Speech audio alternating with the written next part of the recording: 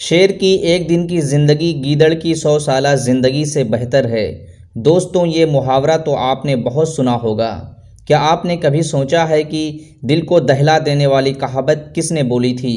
दोस्तों, ये मुहावरा है शेर मैसूर टीपू सुल्तान का। हाँ, वही टीपू सुल्तान जो कि इस देश भारत के लिए और इस देश में बसने वाले तमाम हिंदुस्तानियों के लिए अंग्रेज़ों के ख़िलाफ़ लड़ते लड़ते शहीद हो गए। हाँ, वही टीपू सुल्तान जिसको शहीद करने के बाद अंग्रेज़ों ने कहा था आज से हिंदुस्तान हमारा हो गया। वीडियो शुरू करने से पहले आपसे दरख्वास्त है कि वीडियो को एक प्यारा सा लाइक कर दें और अपने दोस्तों के साथ ज़रूर शेयर करें। टीपू सुल्तान 20 नवंबर 1750 को दीवान हाली में पैदा हुए। मौजूदा दौर में ये बंगलौर ज़िला का मकाम है, जो बंगलौर शहर से तकरीबन 33 किलोमीटर शुमाल में वाक़ है। टीपू सुल्तान का नाम आरकाट के बुज़ुर्ग टीपू मस्तान औलिया के नाम पर रखा गया था। जब टीपू सुल्तान ने होश संभाला तो उस वक्त अंग्रेज़ों के नापाक कदम तेज़ी से पूरे हिंदुस्तान की ओर बढ़ रहे थे। अंग्रेज़ एक के बाद एक रियासत को रौंदते हुए आगे बढ़े चले आ रहे थे।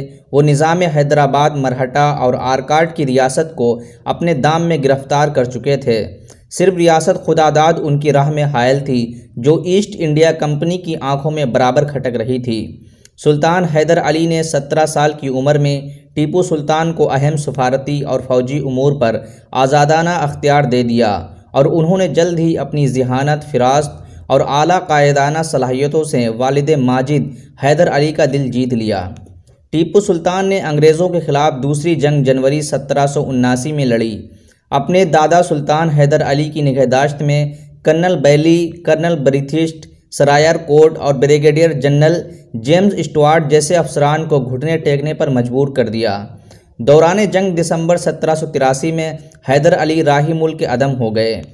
टीपू सुल्तान ने 20 मुहर्रम 1196 मुताबिक 27 दिसंबर 1782 ज़माम हुकूमत हाथ में ली। एक तरफ टीपू को ज़रखेज़ कुदरती वसाइल से माला माल एक वसीओ अरीज़ सल्तनत और मुस्तहकम व मुनज़्ज़म रियासत के मालिक होने का शर्फ हासिल हुआ, तो दूसरी जानिब रियासत के ख़िलाफ़ अंदर और बाहर रेशादानियों और साजिशों को हिला देने वाले गिरोह की अदावत भी विरसे में मिली। टीपू सुल्तान के मसनद पर बैठते वक्त सल्तनत खुदादाद की 400 मील में फैली हुई थी और मजमूई रकबा 80,000 मुरब्बा मील था। फ़ौज की तादाद 1,80,000 थी। 60,000 घोड़े, जिसमें निस्फ तादाद अरबी घोड़ों की थी, 6,000 ऊँट, 900 हाथी, 2 लाख से ज़ायद तलवारें, 220 बड़ी तोपें, 6 लाख मुख्तलिफ़ किस्म की बंदूकें थीं। इसके अलावा दीगर हथियार भी थे। सालाना आमदनी 7,500 करोड़ से ज़्यादा थी। टीपू सुल्तान एक अजीम मुजाहिद होने के साथ साथ पक्के मुसलमान थे। वो सादा ज़िंदगी बसर करते और शरई लिबास पहनते थे और आखिरी दौर में सब्ज़ रंग की दस्तार पहनने लगे थे। नमाज फ़जर के वक्त तिलावत करते और पूरे दिन बावज़ू रहते। नमाज के तो इतने पाबंद थे कि जब श्रीरंगापट्टनम में मस्जिद आला के इफ्तिताह का मौका आया तो सवाल ये पैदा हुआ कि इमामत कौन करेगा। उस वक्त अपने अहद के उलमाए कराम और मशाइख मौजूद थे। ये तय हुआ कि नमाज की इमामत वो शख्स करेगा जिसकी कोई नमाज कज़ा ना हुई हो। कुछ देर सक्ता तारी होने के बाद सुल्तान आगे बढ़े और कहा, अल्हम्दुलिल्लाह, मैं साहिब तरतीब हूँ, और नमाज की इमामत की। टीपू सुल्तान ने महसूस कर लिया था कि मगरबी ममालिक में इनकलाब बर्पा होने के बाद अंग्रेज़ों के पास जदीद असलहा और साजो सामान का अंबार है और उनका मुकाबला पुराने और अफसुर्दा जंगी साजो सामान से हरगिज़ नहीं किया जा सकता। इसीलिए उन्होंने इंतहाई दूर रस असरात की हामिल फ़ौज, इस्लाहात नाफिज किए और जदीद तकनीक से अपनी अफवाज को आरास्ता किया। उन्होंने रॉकेट ईजाद किया जिसने अंग्रेज़ों का दिन का चैन और रात का सुकून छीन लिया। उन्होंने न सिर्फ पैदल और कॉलेरी के ऊपर अपनी तवज्जो मरकूज़ की, बल्कि बहरिया के बेड़े को भी अपनी फ़ौज में शामिल किया। बहरिया का क़याम सुल्तान का एक अजीम कारनामा था।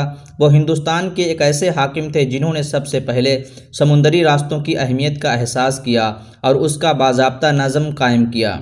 टीपू सुल्तान ने हिंदुस्तान को ग़ुलामी से बचाने की हर मुमकिन कोशिश की, लेकिन गद्दार वतन और नामुवाफिक हालात की वजह से उनकी तमाम जद्दोजहद रायगा गई।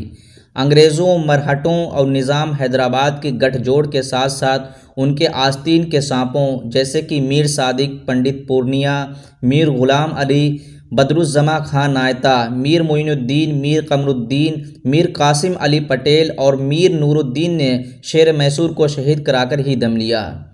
सल्तनत खुदादाद को मिटाने के लिए अंग्रेज़ों और महारानी मैसूर लक्ष्मा मरहटों और निज़ाम के दरमियान 1761 से लेकर 1796 तक एक नहीं बल्कि मुतवातिर 9 साजिशें हुईं। अलावा अज़ीम मैसूर में हिंदू राज कायम करने के लिए रानी लक्ष्मा और ईस्ट इंडिया कंपनी के दरमियान मौरिखा 1782 को एक मुआहदा भी अमल में आया। मीर सादिक की गद्दारी में जाफ़र की तरह इसलिए मंजर आम पर नहीं आ सकी क्योंकि वो 1799 को ही जहन्नम रसीद हो गया था, मगर पंडित पूर्णिया की गद्दारी सारी दुनिया के सामने आ गई। मैसूर की आखिरी जंग के दौरान बगली दुश्मनों की वसासत से जब टीपू की शिकस्त यकीनी हो चुकी थी तो उन्होंने मुहासरा करने वाले अंग्रेज़ों के खिलाफ भरपूर मुज़ाहमत की और किले को बंद करवा दिया, लेकिन गद्दार साथियों ने दुश्मन के किले का दरवाज़ा खोल दिया और किले के मैदान में ज़बरदस्त जंग छिड़ गई। बारूद के ज़ख़ीरे में आग लग जाने के बाइस मुज़ाहमत कमज़ोर हो गई। इस मौके पर फ्रांसीसी अफसर ने टीपू को भाग जाने का मशवरा दिया, मगर टीपू राज़ी ना हुए और 4 मई 1799 को मैदान जंग में दिलेरी और शुजाअत से लोहा लेते हुए शहीद हो गए।